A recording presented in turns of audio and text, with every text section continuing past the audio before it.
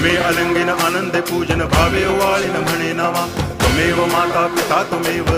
बंधुश्च सखा त्वमेव विद्या करुणं त्वमेव सर्वं मम देव कायेन वाचा मनसेन्द्रियैर्वा बुद्ध्यात्मना वा प्रकृति स्वभावात् करोमि यद्यत् सकलं परस्मै नारायणायति समर्पयामि अच्युतं केशवं रामनारायणं कृष्णदामोदरं वासुदेवं हरि गिरिधरं माधवं गोपिकावल्लभं जानकीनायकं रामचन्द्रं भजे हरे राम राम